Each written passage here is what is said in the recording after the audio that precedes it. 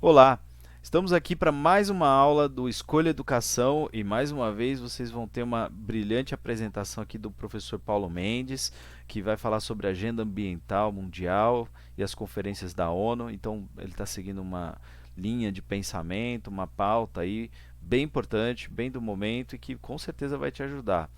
Fala aí um pouquinho dessa aula, Paulo. Salve, pessoal. Bom dia, boa tarde ou boa noite, né? Não sei que horas você vai estar vendo isso, mas em qualquer uma delas está valendo. Bem-vindos, bem-vindas ao canal da Escolha Educação. Eu acabei pegando esse tema, Marco, Fernando, tal, e todos os demais que estiverem, né, nos assistindo, porque é um tema que ajuda muito a construir repertório. Então não é um tema só para que eu possa saber mais sobre o que foram as conferências da ONU, né?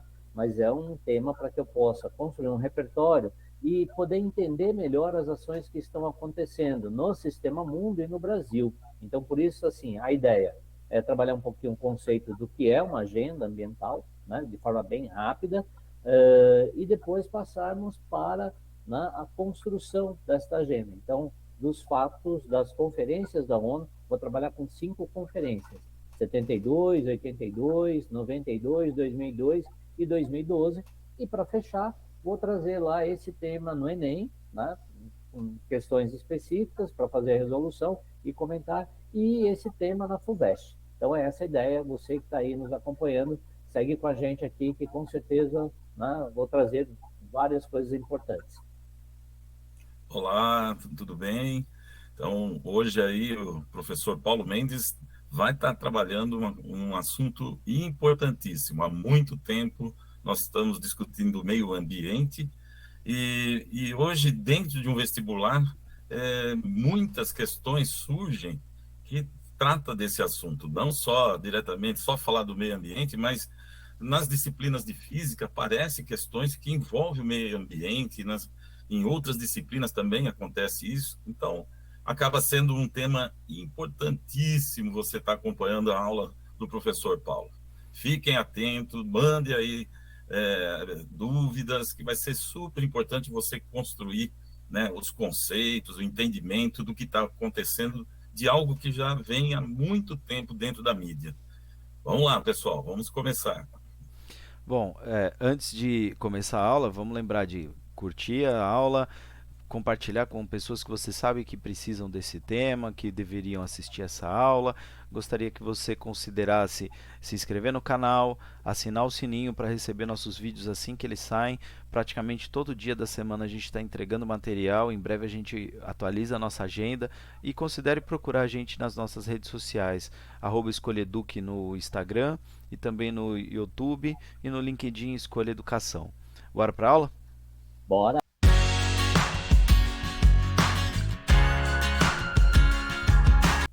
Bom, muito bem. Bem-vindos todos, todas, para mais esse encontro aqui comigo. Eu me chamo Paulo Mendes, conforme já havia dito antes, e eu vou trabalhar aqui com a questão da construção de uma agenda mundial ambiental e vou tratar também das conferências da ONU.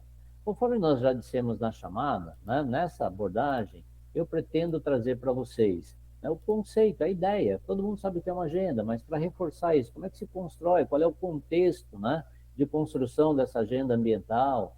Então, o processo mundial, resgatando alguns momentos, eu vou fazer uma retomada que vem lá de 1972, mas um pouquinho antes de 72, a ONU já tinha organizado um processo aí para que levou a essa formação do Programa das Nações Unidas para o Meio Ambiente e Desenvolvimento.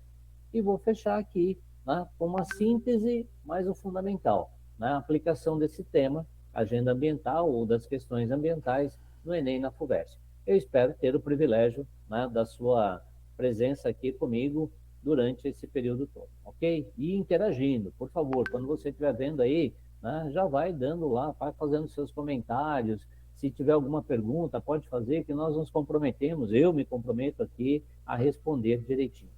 Então vamos voltar aqui, ó. Primeiro, o que é uma agenda? Gente, quando a gente está falando de uma agenda ambiental, a gente está falando, né, de algo que pressupõe a elaboração de um diagnóstico. Então, a agenda ambiental, ela parte de uma análise diagnóstica. Então, o que tínhamos lá nos anos 70 e levou a ONU a reunir, naquele momento, os seus países signatários ou países membros, né, a proporem uma agenda ambiental. Então, essa análise diagnóstica, ela vem, né, encaminhada com propostas de soluções.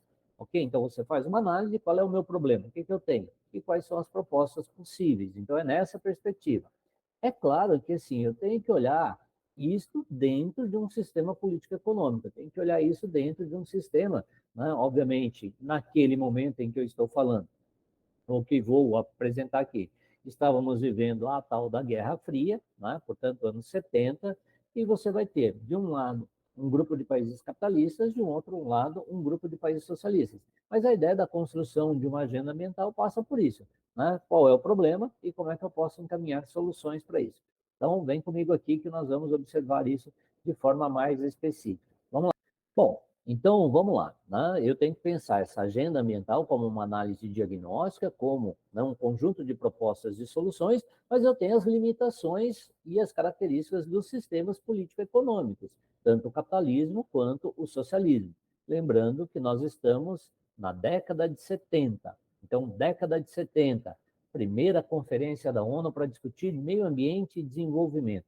Mas o que é que estava acontecendo, né, basicamente, no mundo? Qual era o pensamento majoritário que nós tínhamos? E aí é importante destacar aqui, né, as, os países de maneira geral, né, as empresas de maneira geral, ou o sistema político-econômico, ele entendia a ideia do meio ambiente como sendo uma fonte inesgotável de recursos e que, portanto, nós poderíamos explorar de forma indistinta. Lembrando, mesmo assim, já havia uma preocupação, né, que levou esses países a esta conferência. Eu vou retornar um pouquinho aqui, só para te contextualizar um pouquinho mais. A ONU foi criada em 1945, né, logo após o fim da Segunda Guerra Mundial, e nesse contexto de logo após, né, o fim da Segunda Guerra Mundial, ela surge para tentar dar um equilíbrio de poder entre as relações dos países, que naquele momento se tornam bipolares, ou seja, estávamos vivendo o período da Guerra Fria. Guerra Fria, aquele conflito político, ideológico, militar, territorial, envolvendo, né, capitalistas de um lado, liderados pelos Estados Unidos, e socialistas de outro, liderados pela União Soviética. Nós vamos ter uma contraposição também, olha só que interessante, né? Uma contraposição entre duas teorias aí importantes, né, no contexto da explicação da evolução demográfica mundial, uma contraposição entre os neomalthusianos, aqueles caras que diziam que o crescimento populacional era o principal responsável pela pobreza, e os reformistas, né, que vão dizer que, né, o crescimento elevado, o crescimento populacional elevado, não é causa da pobreza, e sim consequência, e que se houvessem aí, né, melhorias nos sistemas de saúde e de educação, os países passariam por uma transição demográfica, reduzindo significativamente aí os seus índices de crescimento. Mas tem essa discussão bastante importante. Uma outra discussão bastante importante aí nos anos 70, né, o conceito de subdesenvolvimento. Né? Tem uma galera que vai defender que o subdesenvolvimento era uma etapa para o desenvolvimento e que, portanto, se os países, né, trabalhassem direitinho, aplicassem os recursos de forma adequada, eles se desenvolveriam. E há uma outra corrente que vai discutir, né, essa questão do subdesenvolvimento como uma condição e não como uma etapa. O que isso significa? Esses teóricos vão dizer assim, ó, se não houver uma mudança nas relações, ou se não houvesse uma mudança nas relações entre os países desenvolvidos para com os países subdesenvolvidos, estes últimos, ou seja, subdesenvolvidos, eles não deixariam essa condição nunca. Então, aí está uma efervescência de uma discussão muito importante. O mundo vivia uma crise de fome e de miséria.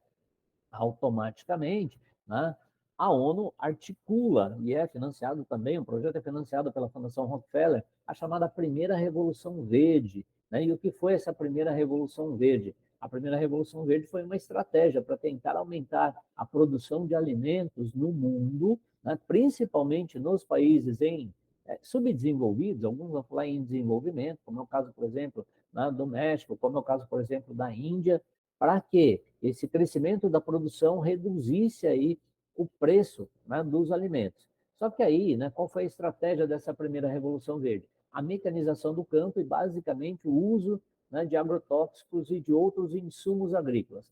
A galera que está produzindo esse tipo de produto para o mercado interno, que é a galera da agricultura familiar, ela não teve condições de bancar isso. E, portanto, né, uma das consequências, ou as principais consequências dessa Revolução Verde foi a concentração fundiária, o aumento da migração do campo para a cidade, né, e um uso indistinto de agrotóxicos. Vamos voltar aqui, ó, o uso de agrotóxicos. E, nesse contexto, a ONU, então, reúne lá os seus participantes para fazer o quê? Né? Contexto dos anos 70, que é bem efervescente, muito importante. Discutir mudanças climáticas, né? Discutir a questão da qualidade da água. Veja que aqui nós já temos dois elementos, né? Intensificação da urbanização e, ao mesmo tempo, intensificação do uso de agrotóxicos, que vão afetar diretamente aí a questão da qualidade da água.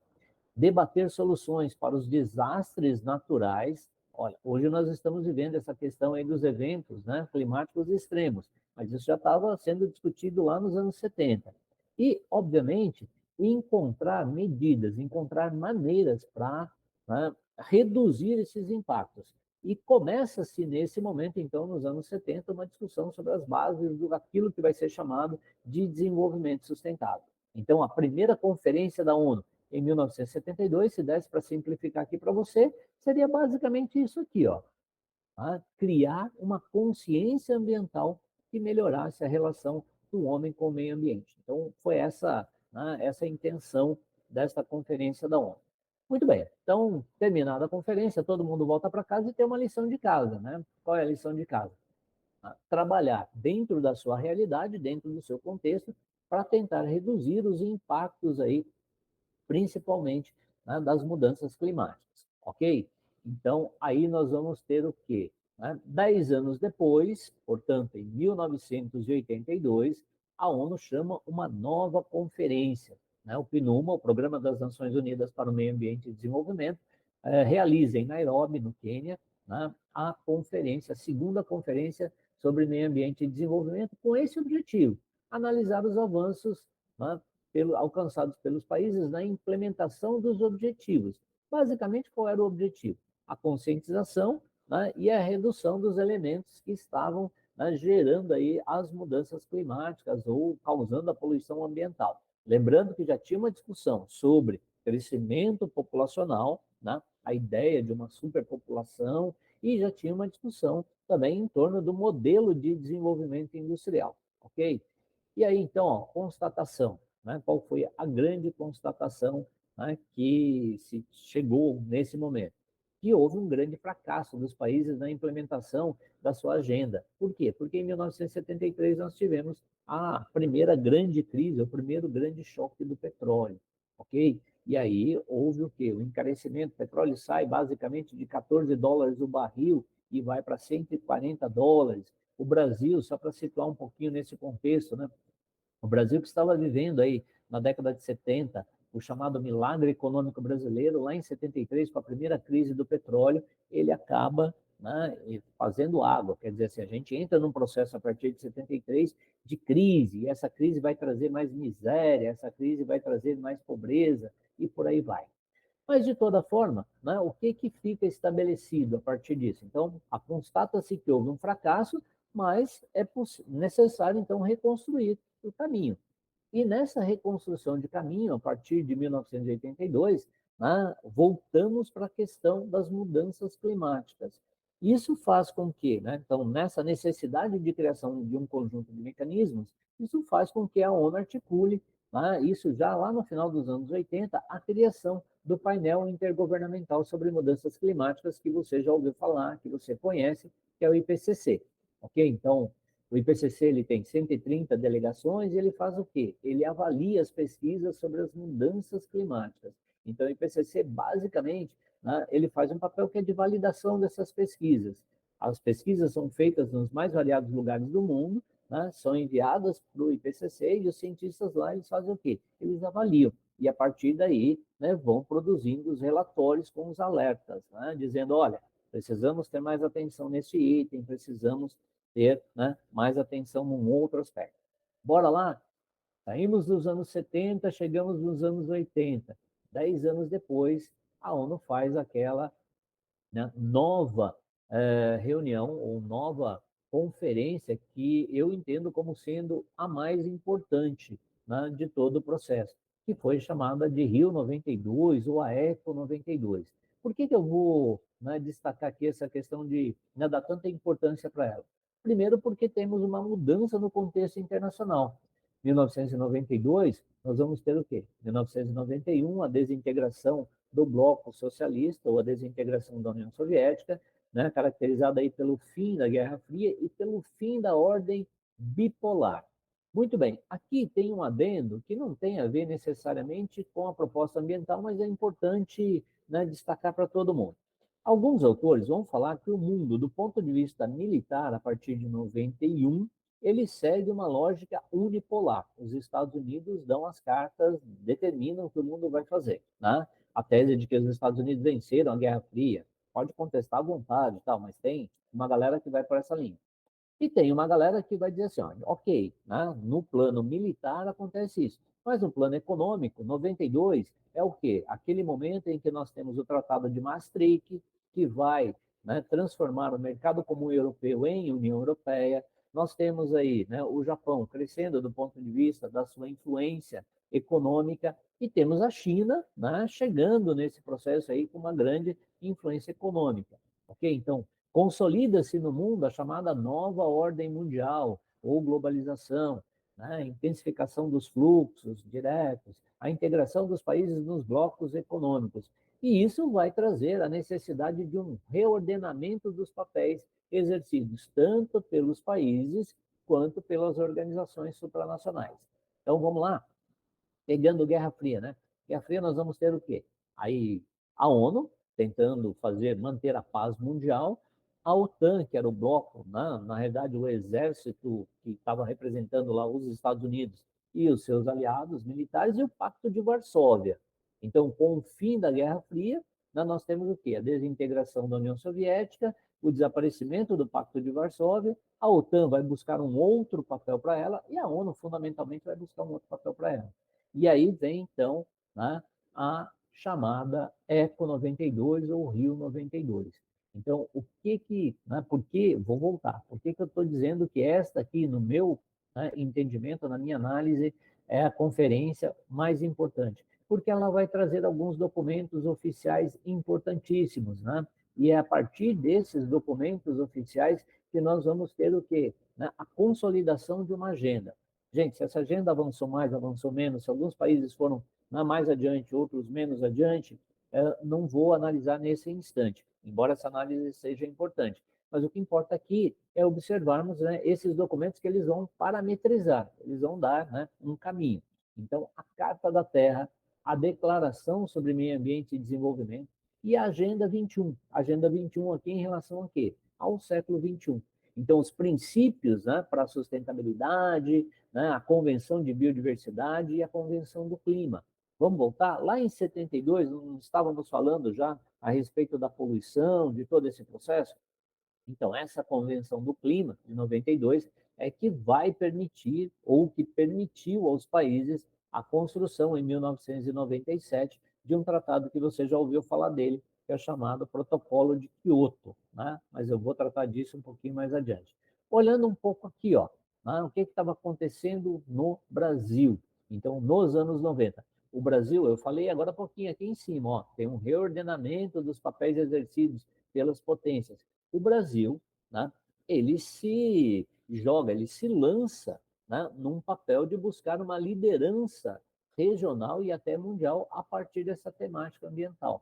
Então, o Brasil vai dizer o seguinte: olha, nós temos muito o que falar a respeito da água, nós temos muito o que falar a respeito da biodiversidade, das florestas, e nós temos muito o que falar a respeito das mudanças ou das dinâmicas climáticas. E, portanto, o Brasil assume aí um protagonismo na articulação, né, de elementos importantes. Lembrando um pouquinho para você, ó, no plano nacional, então essa agenda ambiental, ela permitiu que o Brasil fosse consolidando aquilo que eu vou chamar aqui de marco regulatório. Aí você vai falar assim, o que é o marco regulatório? Né? São medidas, então são ações específicas. A Constituição Federal de 88, não, um pouco antes de 92, ela estabelece a necessidade dos estudos de impacto ambiental e dos relatórios de impacto ambiental para as grandes obras. Isso já é um avanço muito grande. Lá em 1992, o Brasil cria o Ministério do Meio Ambiente, né? E em 97 o Brasil cria o IBAMA. Então, o Brasil vai especificamente criando órgãos e fortalecendo a participação do Estado, né, no processo de encaminhamento de muitas dessas políticas. Portanto, né, a Conferência de 1992 ela vai, né, demarcar para os países e fundamentalmente para o Brasil um papel de protagonismo nessas discussões, ok? Mas vamos lá, vida que segue. Rio mais 10, 2002, né? Joanesburgo, África do Sul. E aí, o que está acontecendo em 2002? Os países se reúnem novamente para avaliar, né, a aplicação daqueles documentos. E aí, obviamente, que, né, já tem-se aí uma discussão grande sobre desenvolvimento sustentável. Se a gente voltar lá em 72, né, já está se falando disso, né, da ideia de sustentabilidade, mas é o conceito de sustentabilidade. Ele vai, né, não só ser formulado como sendo consolidado a partir dos anos 80, mas nos anos 90 isso vai pegando força, ok? Eu disse também que a partir de 92, a ONU vai buscando um novo papel. E nesse novo papel, ela deixa de ter só 4 grandes objetivos, que eram os objetivos lá da sua criação, e passa a adotar aqui as chamadas metas ou objetivos do milênio. Vejam só essas metas, né? Erradicação da pobreza e da fome extrema, universalizar o ensino, né, para todo mundo, promover igualdade, reduzir mortalidade infantil, melhorar a saúde materna, combater algumas doenças como malária, né, o HIV, AIDS e por aí vai, garantir sustentabilidade. Então, assim, 8 itens básicos. A Rio Mais 10, ela vem com essa proposta. E aí, vamos lembrar, né, se de 92 para 2002 houve um processo de avaliação da aplicação daqueles documentos, ok? E eu disse que em 97 foi criado lá, né, o protocolo de Quioto, que era um compromisso dos países de reduzirem até 5% da emissão dos gases poluentes. Né? As reuniões elas estão servindo basicamente para fazer o quê? Uma avaliação, tá? E nós tivemos então, né, em 2012, perdão, né, 2002, Joanesburgo. Em 2012, a conferência Rio Mais 20, ela volta para o Rio de Janeiro. E aí, né, qual foi o grande objetivo desta conferência? Avaliar as políticas ambientais adotadas e, né, redefinir, rediscutir que futuro queremos.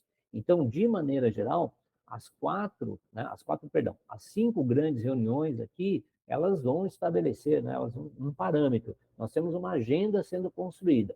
Nessa conferência, vou voltar aqui só para você dar uma olhadinha. Então, eu estou falando de 2012.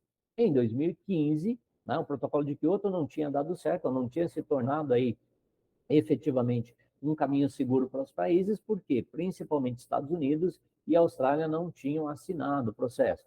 Tá? Em 2015, o mundo dá mais um grande passo aí na construção dessa agenda, tá, ambiental e de enfrentamento à crise climática, que é o Acordo de Paris. Então, no Acordo de Paris, os países estabelecem metas para a redução da emissão dos gases. Eu estou colocando aqui os itens só para vocês, né, terem uma noção, porque eu imagino, né, que esses itens relacionados aos gases, com maior contribuição para o aquecimento global, que eles sejam bastante conhecidos. Mas, de toda maneira, a ideia é reduzir, né, a emissão de dióxido de carbono, de metano, dióxido nitroso, entre outros aí que são os maiores. E aqui, ó, do ladinho, a gente tem um pouco o panorama, né, de qual é o tamanho, né, do índice de emissão desses gases. Então, a China, nesse momento aqui, respondendo, né, por 20%, os Estados Unidos respondendo por 30%, e a União Europeia respondendo por 12%. Quer dizer, então, para você ter efetivamente o Acordo de Paris funcionando,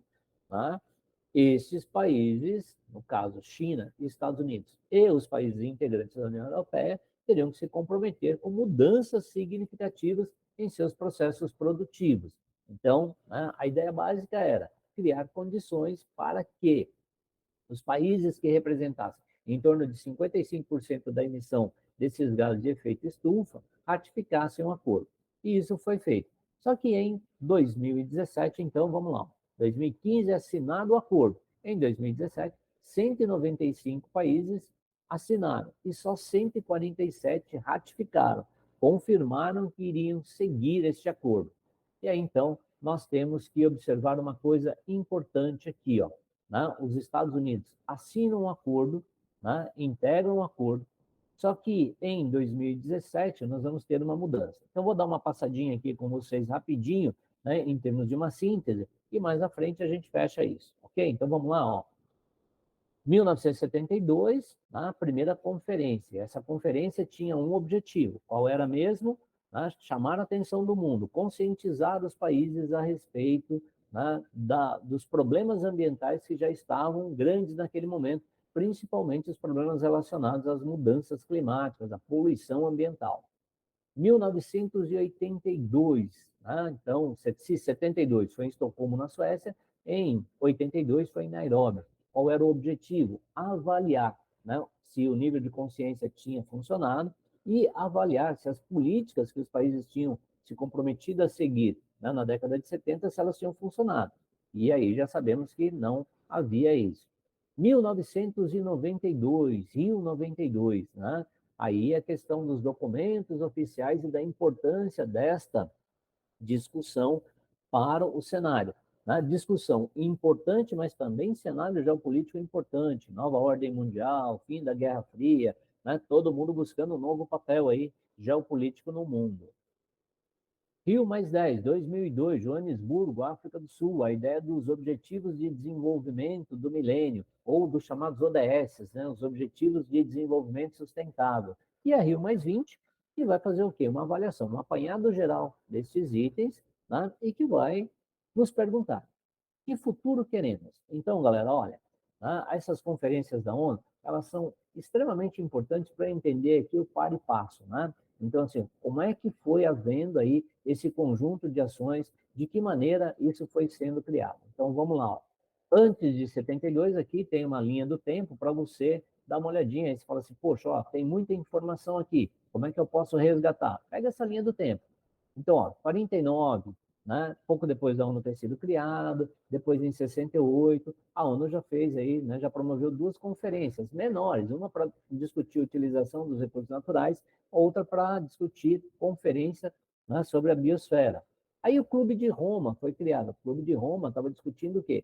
Crescimento populacional, pobreza, né? Aquela discussão entre neomalthusianos e reformistas. Aí vem a ONU e faz a primeira conferência lá em Estocolmo, na Suécia, para chamar atenção, para conscientizar no mundo. Aí vem 82, uma nova conferência da ONU, lá em Nairobi, no Quênia. E aí já começa, né? A ideia do nosso futuro comum já começa lá na década de 80, que vai se falar a respeito, né, do desenvolvimento sustentável e das mudanças climáticas. E aí vem os protocolos, né? Olha só, 87, que é o protocolo que tratava aí da redução, né, do buraco na camada de ozônio, que era a redução dos gases CFCs.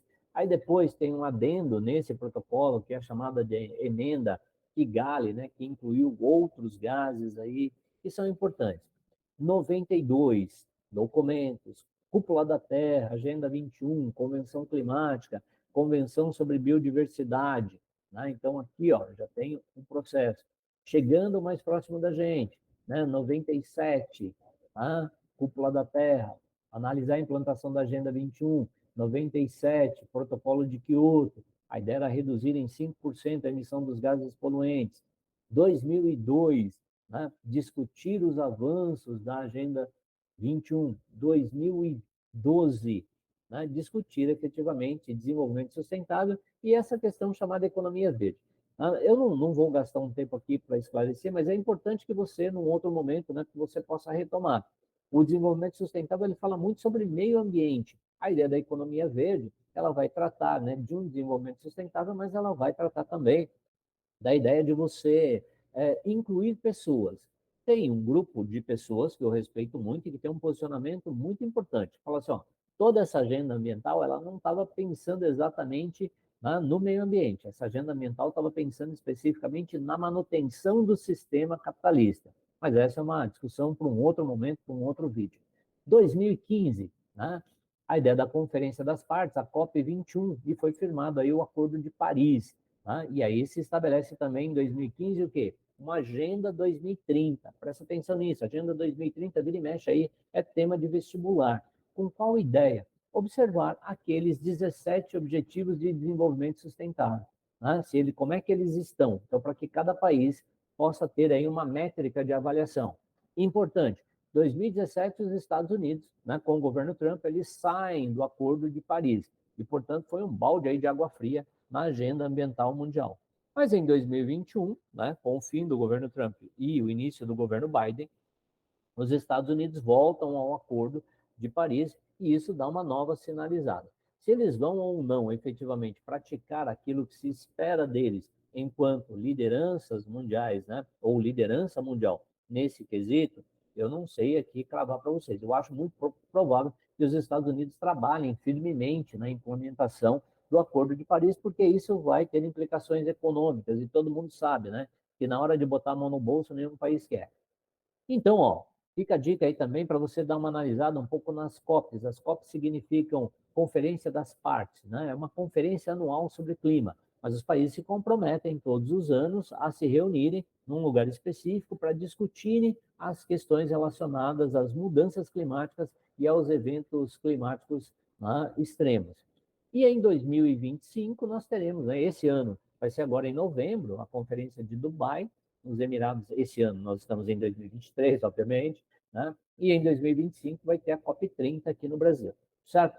Então, bora lá. Era essa a ideia. A Agenda 2030, ela está aqui, ó.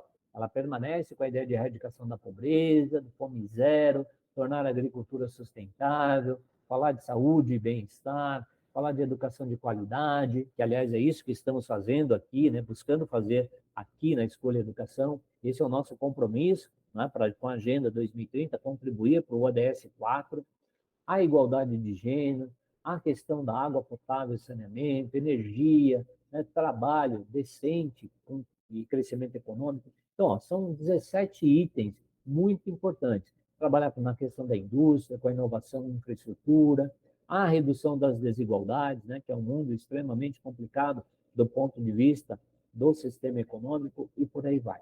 Ok? Para fecharmos aqui, ó, eu trouxe para vocês esse tema no Enem. Né? E aí eu vou pegar uma canetinha aqui para que eu possa, né, resolver o item com vocês. Então vamos lá. Ó. Muito bem. A construção dessa agenda ambiental fez com que os países, né, fez com que fossem criadas algumas métricas de análise dos impactos. A pegada ecológica é basicamente isso, né? É uma fórmula de calcular qual é o meu impacto sobre o meio ambiente. Então, tem a pegada ecológica, tem a pegada hídrica e tem a pegada de carbono, que são, né, no meu entendimento aqui, você vai encontrar por aí, se for o caso, né, se você quiser depois, comenta lá comigo, né, no chat do vídeo, que eu faço lá uns videozinhos contando um pouquinho a esse respeito, discutindo um pouquinho esse item. Então, vamos lá. Questão 46 do Enem 2019, né, no primeiro dia, caderno azul. Está dizendo lá a questão 46. A pegada ecológica gigante que estamos a deixar no planeta está a transformá-lo de tal forma que os especialistas consideram que já entramos numa nova época geológica, o Antropoceno. E muitos defendem que, se não travarmos a crise ambiental, mais rapidamente transformaremos a Terra em Vênus do que iremos a Marte.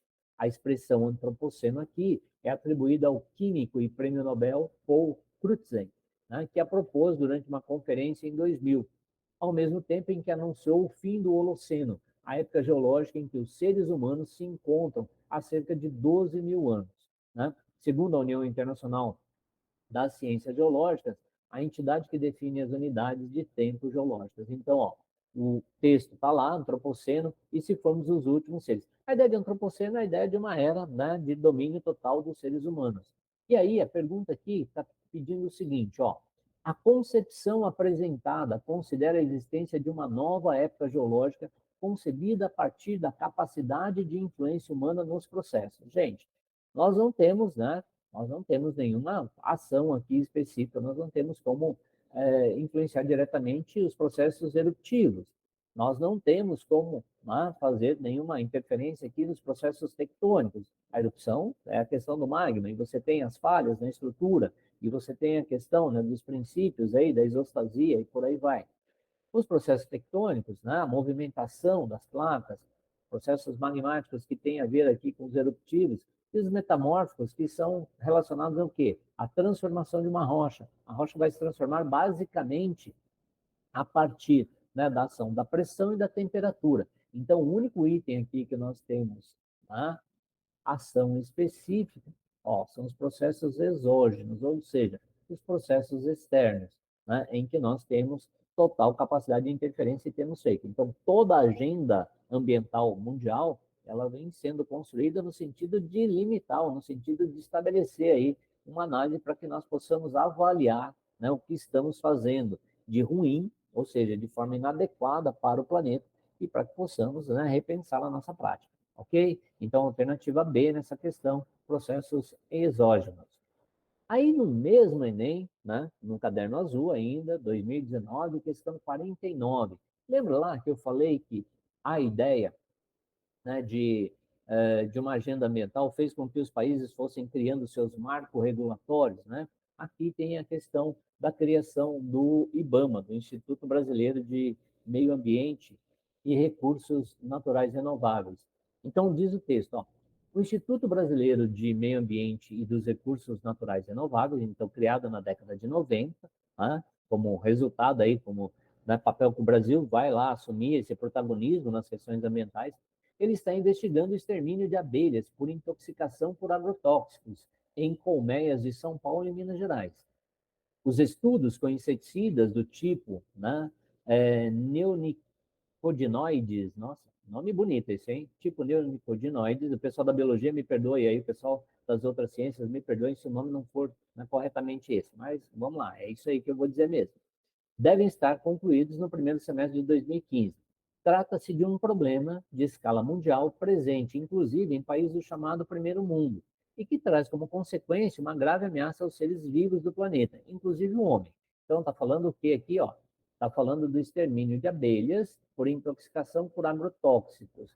Galera, vamos lembrar lá, ó, lá atrás na aula eu falei a respeito da primeira Revolução Verde, que objetivava produzir mais a partir da mecanização do campo, né, e do uso intensivo de agrotóxicos. Qual é a solução para o problema apresentado, né, que garanta a produtividade da agricultura moderna?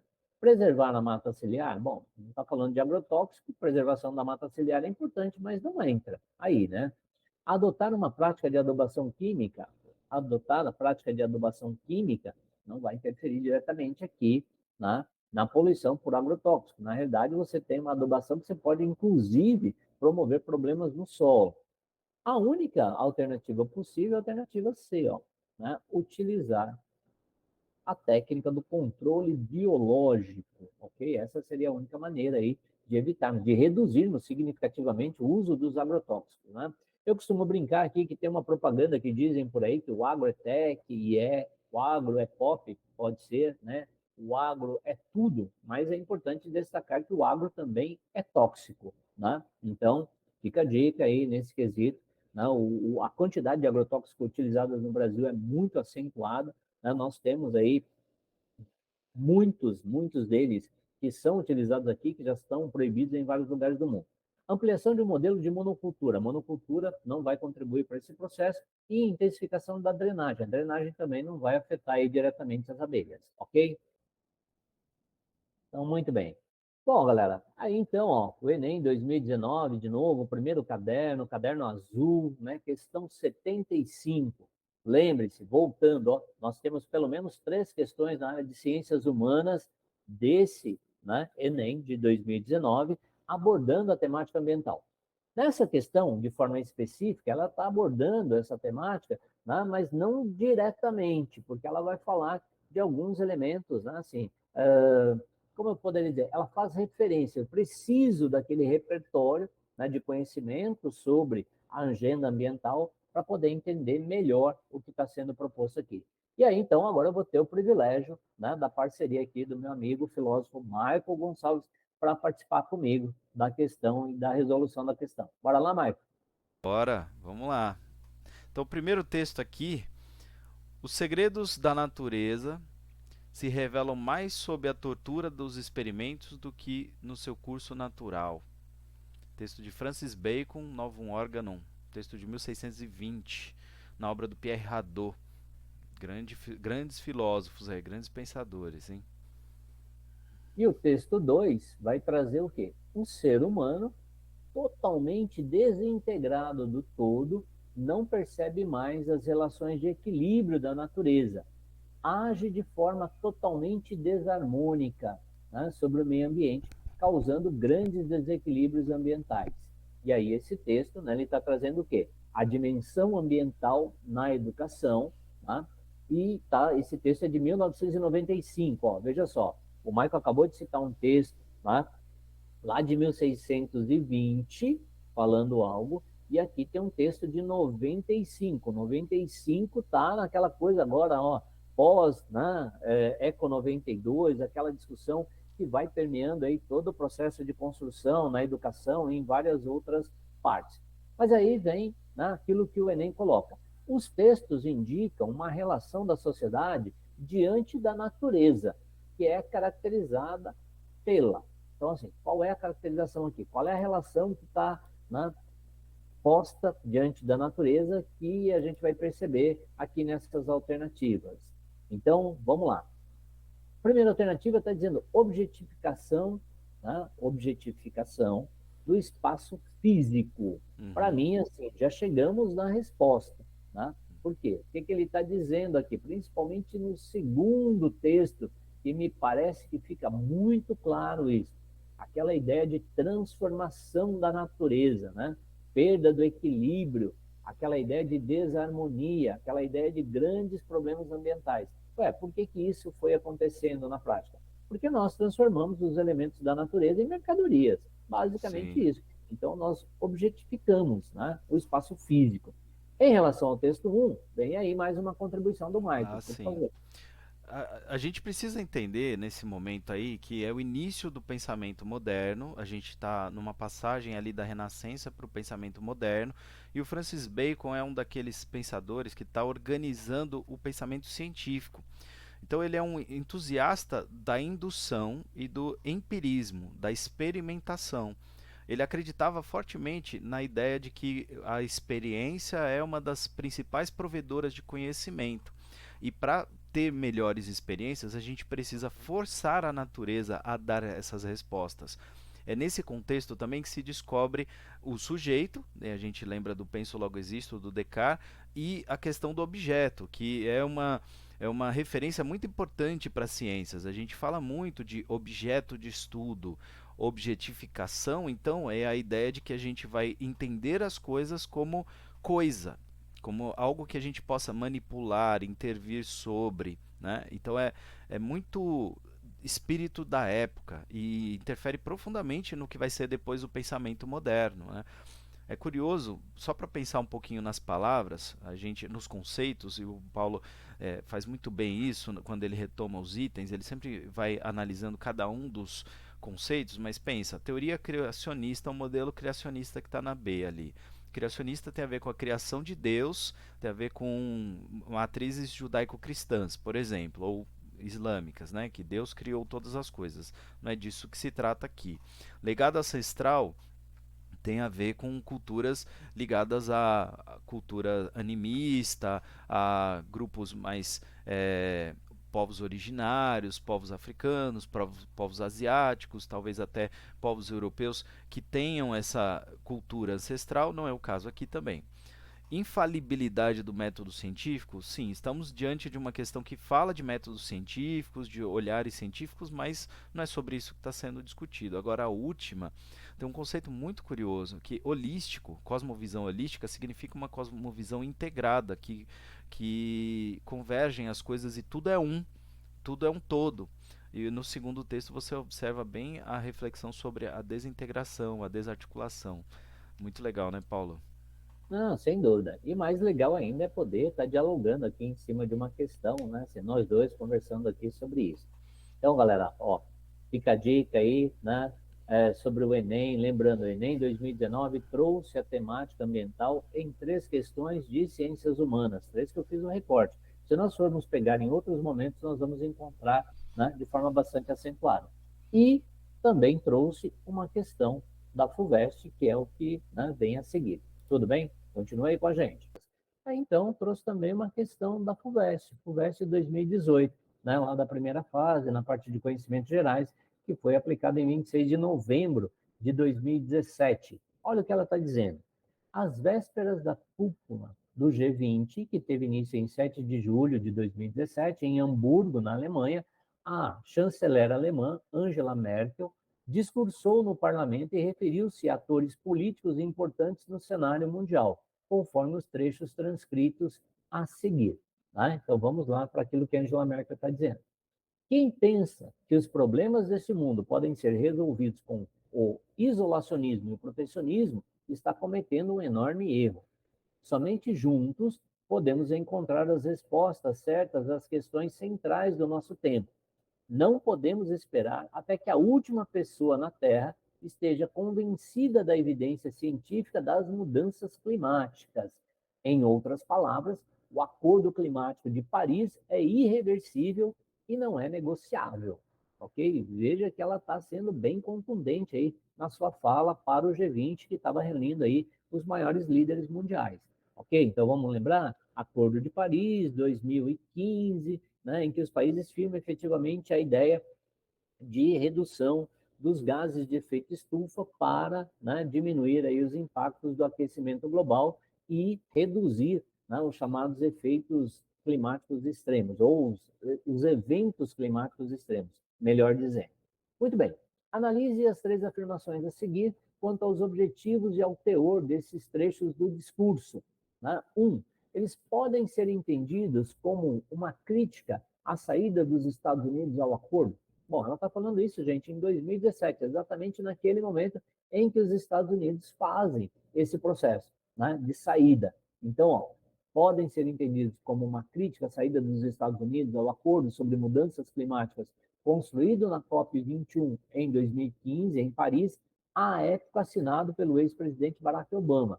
E a saída foi justificada pelo então presidente dos Estados Unidos, Donald Trump, afirmando que isso, né, seria prejudicial à economia americana. Veja que eu vou voltar aqui no item que eu já disse agora há pouco, né? Quando a questão é econômica, a galera, né, pensa duas vezes antes de botar a mão no bolso. Então, o primeiro item está corretíssimo.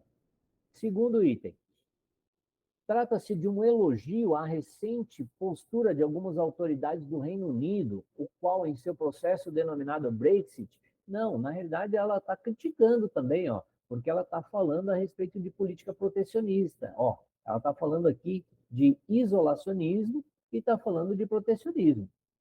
O Brexit nada mais é do que, né, um exemplo claro disso. O Brexit, se eventualmente tiver alguém que não saiba, né, é o processo que levou à saída do Reino Unido da União Europeia. Então, aqui, ó, tá, isso não se aplica. E faz uma crítica direta à França, que mesmo tendo sido sede da COP21 de 2015, vem continuamente desobedecendo esse acordo. Não, né? Não faz uma crítica direta à França, muito pelo contrário. A França se empenhou bastante aí na aplicação, né, do chamado Acordo de Paris. Não faz muito sentido você, né, chamar uma conferência para o seu território, você ter uma posição favorável a isso e, de repente, você adotar políticas totalmente contraditórias. Não foi o caso, ok? Então, aqui também, ela não está se referindo à França. Então, a única alternativa possível é a alternativa A. Muito bem, minha gente. Depois, né, de um tempo, chegamos aí ao final dessa aula, né, sobre a agenda ambiental e, né, a importância dela na nossa vida, passando pelas conferências ambientais e chegando à resolução de alguns exercícios. Eu coloquei aqui para vocês, né, um conjunto bibliográfico para você, né, se quiser saber mais, para que você possa ter aí, né, contato com isso. Eu não vou comentar nenhum deles aqui, mas é importante, ó, todos eles são bem importantes aí para ter uma discussão mais aprofundada, certo? Mas aí fica a pergunta, se você gostou, se gostou, lembre então de curtir o vídeo, de indicar esse vídeo para os amigos, né, de se inscrever no canal da Escolha Educação e de nos seguir aí, né, no Instagram, @Escolha Educação. Pode me seguir lá no meu pessoal também, @paulo.mendes0210, né, que mandar mensagem que a gente vai interagir contigo. Segue o canal aí no YouTube, né, interage com a gente que será um grande prazer. Eu agradeço a sua permanência por aqui, eu agradeço a sua audiência, né, e até um breve, um outro encontro. Tá bom? bom? Tchau, tchau para vocês, tudo de bom, até mais.